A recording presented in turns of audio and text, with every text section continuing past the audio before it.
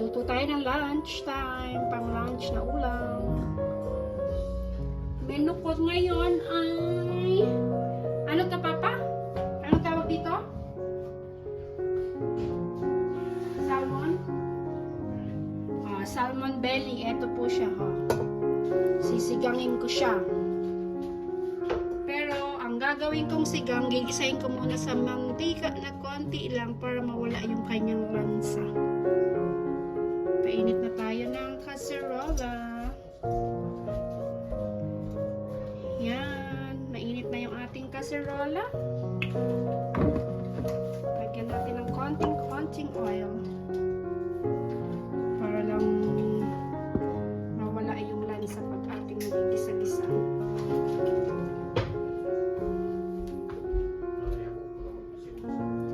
Ito yung ating kangkong pechay.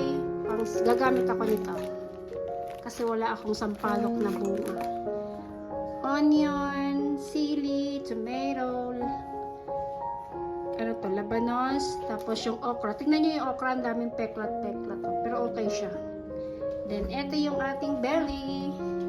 Salmon belly. Yan siya.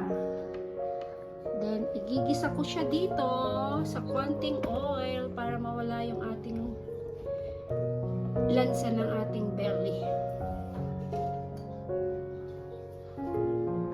Init na yung ating mantika. Lagyan na natin yung onion.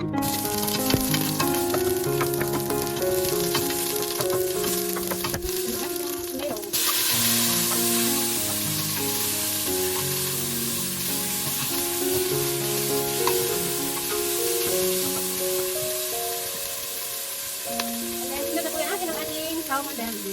Nakatulog lang naman. Mahina naman ito.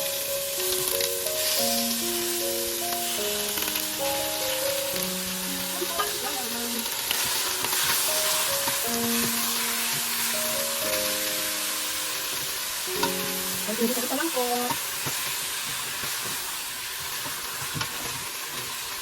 Lagyan natin ng konting oil ng water.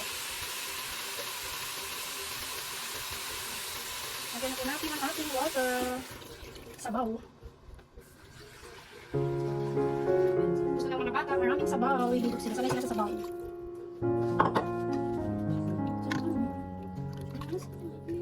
Just another one in love.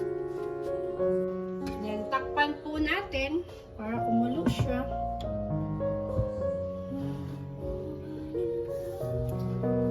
Yan. Antayin natin kumulo.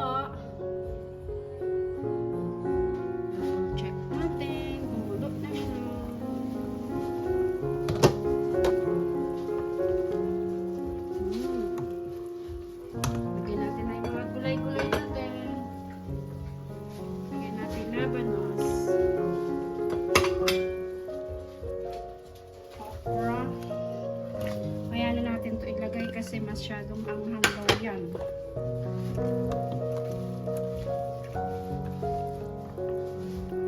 Tapos timplahan lang natin ng konting ano ba tayo? Para malinamnam. Konting fish sauce.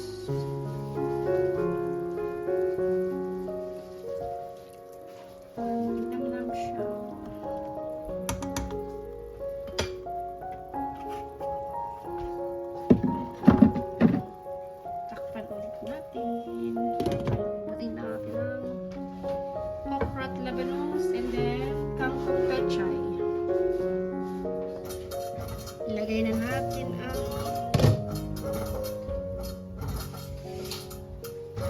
pechay.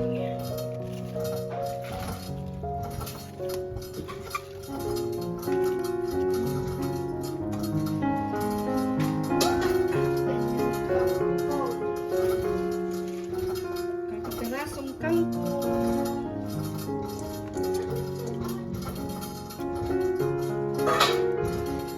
So beautiful.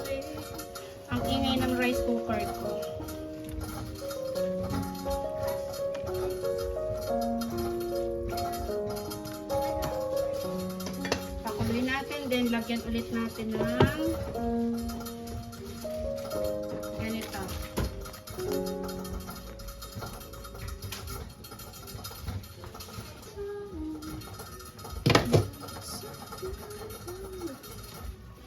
Laglag na natin yung ating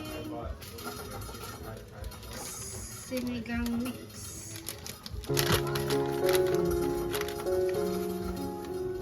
Busin ko na to kasi bawas lang naman din. Hindi naman siya buo. Yan, okay na. Mag-ready na to.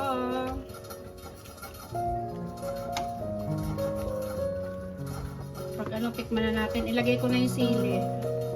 Ang sili hindi ko masyadong anin kasi masyadong anghang.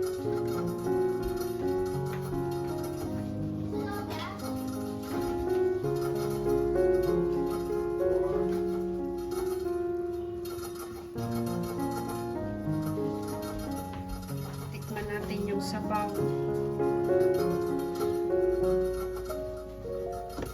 Ay, kalabaw!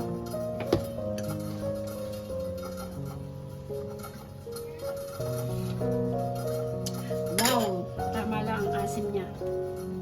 Lagyan na natin yung sili. Kasi masyadong maanghang to. Okay na yan. At least mainit pa yung ano. Turn off the heat. Thank you po for watching. Yan po ang aming salmon belly sinigang. Thank you.